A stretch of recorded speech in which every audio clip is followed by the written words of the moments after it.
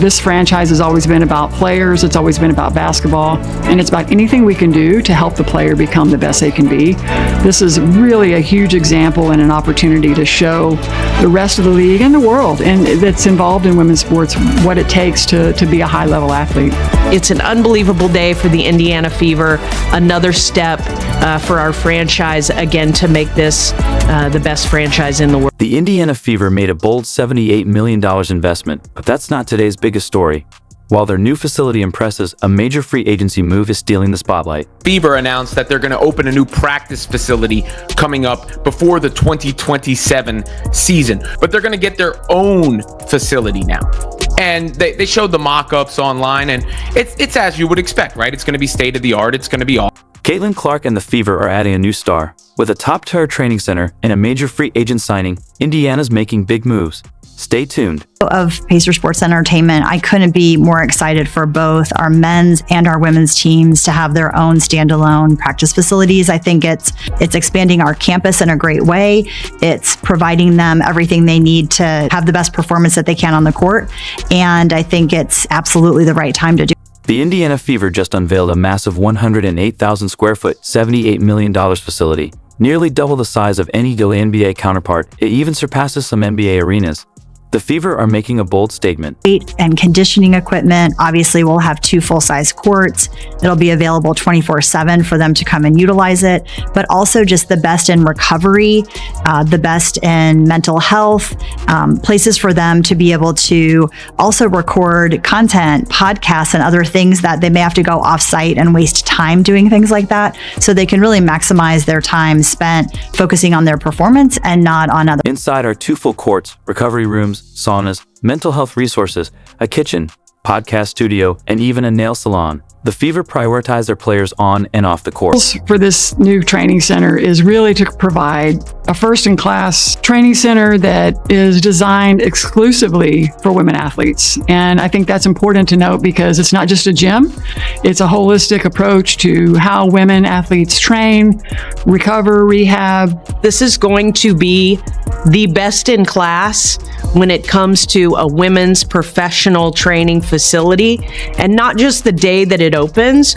We're going to set this up and think about this as the best in class. The Fever's new facility opens in 2027, just as Aaliyah Boston's rookie deal ends and Caitlin Clark's contract expires in 2028, sending a strong message to free agents. Meanwhile, the Connecticut Sun share their court with birthday parties, as Alyssa Thomas pointed out. It's in like the recreational, like the tribal facility, because the team is owned by the tribe. And so sometimes there'll be people doing like yoga classes and that's crazy, and different stuff. And like we'll be on the court, like practicing on the full court, like the full during NBA your practice court. doing that? Right, and then they'll come in and we have to like put the divider down, and then we'll start going on a court that was like smaller than like a high school court. Kid you not, while we're in the playoffs. They talking about keep it down. We got a yoga class going on over here. Yeah, and it's like you peek your head over the side and it's like 3 people over there like doing downward dog or something crazy, right? Caitlin Clark's post got me hyped.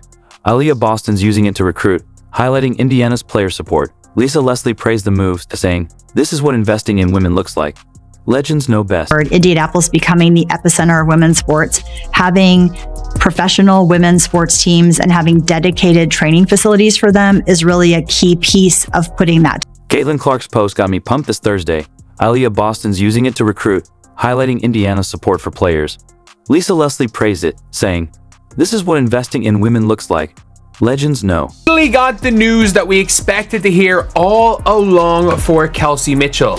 We finally got the news, and it is that Kelsey Mitchell of the Indiana Fever has received the core designation. Yes, Kelsey Mitchell has been cored by the Indiana. Big news from Indiana. The Fever seeded Kelsey Mitchell, securing exclusive rights to negotiate. They've offered her a 1-year Supermax deal worth nearly $250,000, signaling their intent to build a powerhouse team. To give a percentage chance of Kelsey Mitchell staying, I would go as far as to say 99. I'd go as far as Mitchell could leave if traded, but that's unlikely. Why leave now? The Fever are building something special, and she's a key part of it. Imagine her and Caitlin Clark in the same backcourt, unstoppable. Kelsey Mitchell wouldn't want to play with the Fever, and we've like basically seen the Fever posting about Kelsey Mitchell everywhere, so it's not like it's something that is unlikely, but it is going to be huge. And at this stage, it's like trust the process. It's trust the organization.